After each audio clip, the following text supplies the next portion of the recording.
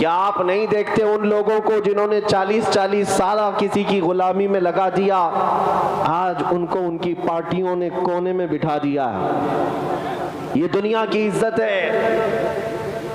دنیا داروں کی جوتیوں میں جنہوں نے عزت ڈھونڈی، اپنی زندگیاں ان کے ساتھ لگا دیا، جے جے جے جے کرتے کرتے تو تھک گئے، لیکن آج حالت یہ ہے کہ ان کو ان کے جوانوں نے بوڑھا سمجھ کر کے اب کنارے بٹھا دیا ہے۔ سب پر یہ بات ظاہر ہے، یہ دنیا میں ڈھونڈی جانے والی عزت کا حال ہے، اور جو میرے آقا کے قدموں میں عزت ڈھونڈتا ہے، دنیا اسے کونے سے نکال کر کے اپنے سروں پر کھڑا کرتی ہے، آنکھوں پر بٹھاتی ہے، چاہے وہ 1000 پردوں میں بھی چھپ جائے، لیکن اللہ تعالیٰ اس کی محبت پورے لوگوں کے دلوں میں ڈال دیتا ہے۔ سبحان اللہ۔ حضور پاک صلی اللہ علیہ وسلم کے قدموں میں جو عزت ڈھونڈتا ہے، وہ مر بھی جائے تو لوگوں کے دلوں میں نام اپنا نقش کر کے جاتا ہے، زندہ کر کے جاتا ہے۔ اسی لیے میں آپ سے کہتا ہوں، اے نوجوانوں کو یہ مت جواب دینا جب ہم آپ سے کہیں نبی پاک کی غلامی میں آ جاؤ، مولانا ہماری اپنی لائف ہے، ہمیں جینے دو، ابھی تو جوان ہوئے، عیش کرنے دو، ابھی تو فیشن کی دنیا ہے، تھوڑا بہت کر لینے دو، میری زندگی ہے، میں جیسا چاہوں کر لوں۔ میرے عزیز، تجھے کس نے کہا یہ تیری زندگی ہے؟ تو دھوکے میں ہے، یہ تیری زندگی نہیں۔ اگر تیری زندگی اور تیرے اختیار میں ہے تو 100 سال ایکسٹینڈ کر کے بتا دے، تھوڑا اپنی زندگی کو بڑھا کر کے دکھا دے۔ تمہیں پتا ہے تمہارے اختیار میں ایک سانس بھی نہیں، یہ جو زندگی دی گئی ہے اللہ کی طرف سے تمہارے رسول کی امانت ہے۔ اسی لیے حضور تاج الشریعہ رحمت اللہ علیہ نے فرمایا، زندگی یہ نہیں ہے کسی کی کسی کے لیے، زندگی ہے نبی کی نبی کے۔ سبحان اللہ، سبحان اللہ۔ سمجھ مرتے ہیں زندگی کے لیے، ارے جینا مرنا ہے سب کچھ نبی کے لیے۔ واہ واہ، سبحان اللہ، سبحان اللہ۔ تم اس بات کو سمجھ جاؤ، جس قدر میرے آقا صلی اللہ علیہ وسلم سے وفا کرو گے، عزت اسی طرف آئے گی۔ اقبال نے 100 سال پہلے کہا تھا کہ محمد سے وفا تو نے تو ہم تیرے ہیں، یہ جہاں چیز ہے کیا لوح و قلم تیرے ہیں۔ تم اگر یہ کہتے ہو ہمارے پاس یہ طاقت نہیں، ہمارے پاس وہ طاقت نہیں، دولت نہیں، سیاست نہیں، قیادت نہیں، کب تک روتے رہو گے؟ یہ سب چیزیں تمہاری عزت کا باعث نہیں تھی۔ اگر تاریخ نہیں پڑھا ہے تو کھول کر دیکھ لو، میرے آقا صلی اللہ تعالیٰ علیہ وسلم کے وہ غلام صحابہ جن کے پہننے کے پورے کپڑے بھی نہیں تھے، پیبند لگے کپڑے پہنتے، پیروں میں چپل بھی نہیں تھے، لیکن مکہ سے مدینے جانے کے وقت یہ اعلان کر کے جا رہے تھے، مکہ بھی فتح کریں گے، ایران بھی فتح کریں گے، روم بھی فتح کریں گے۔ سبحان اللہ، نعرہ تکبیر اور نعرہ رسالت، مسلک اعلیٰ حضرت۔ دنیا کی 2 سپر پاور طاقتوں کو اگر کسی نے دھول چھٹایا، اس زمانے کی 2 سپر پاور طاقتیں جس کو قیصر و کسرا کہتے، قیصر روم کے بادشاہ کو، کسرا ایران کے بادشاہ کو، اس زمانے کے یہ امریکہ اور رشیا کے برابر تھے، سپر پاور طاقتیں، اور ان کو اگر گھٹنے ٹیکنے پر مجبور کیا تو وہ فاقہ کش صحابہ تھے، نبی پاک صلی اللہ علیہ وسلم کے غلام تھے۔ وہ اس طرح کے بہت بڑے بڑے لشکر لے کر فتح نہیں کیے، بلکہ جس علاقے میں بھی گئے عشق مصطفیٰ کی خوشبو سے انہوں نے فتح کیا۔ سبحان اللہ۔ وہ غلامی آج چاہیے۔ حضور پاک صلی اللہ علیہ وسلم کے قدموں میں عزت ڈھونڈو۔ قرآن کہتا ہے ان کنتم تحبون اللہ فاتبعونی یحببکم اللہ۔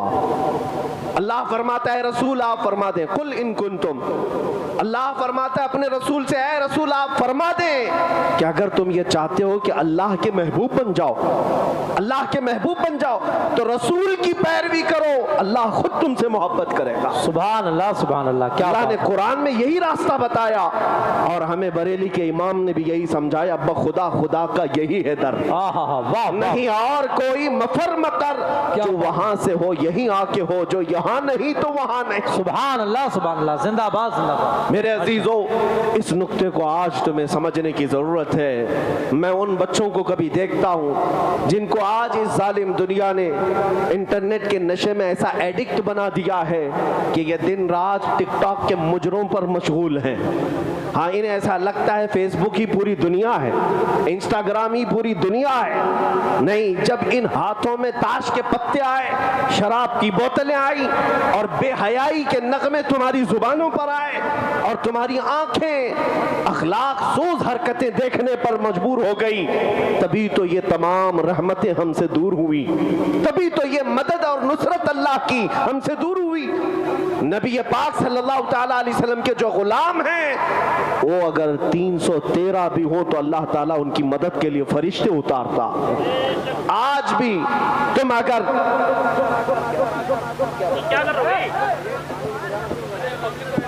ارے کیا کر رہے ہو تحصیل بھائی؟ کیا کر رہے ہو یار بھائی؟ محفل رسول کا ادب آپ نہیں جانتے. میں نے سب سے پہلے تو نوٹ لانے سے بھی منع کیا. کیا اتنی پیاس لگی آپ کو؟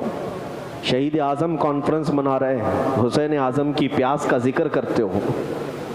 3 دن کی بھوک اور پیاس کو برداشت کرنے والے اس امام کے مقتدی کیا ایک بوتل پانی پر سارا مجمع خیرہ کر دیں گے؟ ایسا نہیں ہو سکتا.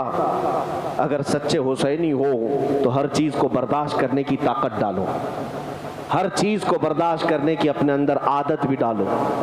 اور یہ زمانہ انہی چیلنجز کا ہے.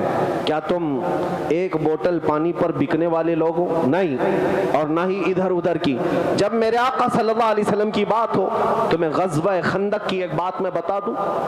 صحابہ میرے آقا صلی اللہ علیہ وسلم کے شہدائی 1 مہینے سے خندق کھود رہے تھے اللہ, اور پیٹ پر پتھر باندھنے کے واقعات وہاں پیش آئے.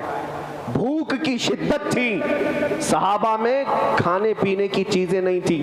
2 کھجوریں اگر مل جائیں تو 10 لوگ مل کر کے اس کو چوس لیتے. اللہ, فاقے کا عالم یہ تھا. لیکن جو کفار و مشرکین مقابلے میں آئے تھے ان کی تعداد 10,000 سے زیادہ, اور ان کے ہاں اونٹ اور بڑے بڑے جانور ذبح کر کے پکائے جا رہے تھے, اور ان کے کھانے کی خوشبو ادھر بھی آ رہی تھی صحابہ کو بھی. توجہ, ادھر کفار و مشرکین کے ہاں روٹیاں بھی بن رہی ہیں, بوٹیاں بھی بن رہی ہیں. میرے آقا صلی اللہ علیہ وسلم کے خیمے میں صحابہ فاقہ کر رہے ہیں. لیکن تاریخ کا ایک ورق بھی مجھے دکھا دو, ایک لائن دکھا دو کہ رات کا وقت ہوا, میرے آقا سو رہے ہوں اور ایک صحابی بھی کھڑا ہو کر کے یہ سوچتا ہو کہ جاؤں ان کے خیمے میں سے 2 بوٹیاں لے آؤں یا 1 روٹی لے آؤں.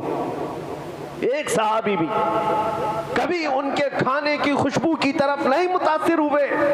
میرے آقا صلی اللہ علیہ وسلم نے ان صحابہ سے کہا بھی, شاید تمہیں بھوک پریشان کر رہی ہو, فاقہ پریشان کر رہا ہو, اور ادھر ان خیموں میں کھانے پینے کی خوشبوئیں آ رہی. صحابہ نے برجستہ کیا عرض کیا, یا رسول اللہ, اگر کھانے اور پینے روٹی اور بوٹی کے لیے ہم آئے ہوتے تو اس خیمے میں نہیں ہوتے, اس خیمے میں ہوتے. میرے آقا یہاں تو ہم اپنی گردنیں آپ کے قدموں پر نچھاور کرنے آئے. کیا بات ہے, واہ واہ واہ واہ. یہ میرے آقا کے غلاموں کو دنیا کبھی خرید نہ سکی, اس لیے 12,000 کا لشکر لے کر کے بھی صلاح الدین ایوبی 4 لاکھ کی فوج سے اکیلا لڑ رہا تھا. اللہ اکبر. اس چھوٹی سی فوج کو 4 لاکھ صلیبی توڑ نہیں پائے. یہ تاریخ میری اپنی لکھی ہوئی نہیں, انگریزوں کی لکھی ہوئی تاریخ, انگریزوں کی لکھی ہوئی تاریخ ہے. صلاح الدین ایوبی ایک ایسا جرنیل تھا جس کے پاس صرف 12,000 کا لشکر تھا ایک بار, اور میدان میں جب وہ اترا تو اس کے مقابل میں سارا یورپ اتر آیا تھا 4 لاکھ کی فوج لے کر. صلاح الدین ایوبی نے اپنے فوج سے یہ پوچھا بھی تھا کہ ہم ان کے مقابلے میں اترے یا نہیں اترے, تعداد ہماری صرف 12,000 ہے, 4 لاکھ کی فوج لے کر آئے. جانتے ہو صلاح الدین ایوبی کی جو فوج تھی وہ عاشقان مصطفیٰ کی فوج تھی. عرض کیا اپنے سپہ سالار سے, صلاح الدین ایوبی سے, اے ہمارے سپہ سالار, رسول پاک صلی اللہ علیہ وسلم کے صحابہ جب غزوات میں جاتے تھے تو کیا تعداد دیکھتے تھے؟ اگر وہ تعداد دیکھتے تھے تو ہم بھی دیکھیں گے, اگر رسول اللہ کے صحابہ تعداد نہیں دیکھتے تو آج ہم بھی تعداد نہیں نہیں دیکھیں گے، اس لیے کہ ہمارا یقین ہے تعداد مدد نہیں کرتی، اللہ مدد کرتا ہے۔ سبحان اللہ سبحان اللہ۔ پھر صلاح الدین ایوبی نے تاریخ میں یہ بات رقم کر دی، وہ 12,000 کی فوج نے 4 لاکھ کے چھتڑے اڑا دیے تھے۔ یہ تاریخ بھی انگریزوں نے لکھی ہے، انگریزوں نے لکھی ہے کہ 12,000 کا مقابلہ نہیں کر سکی وہ قوم۔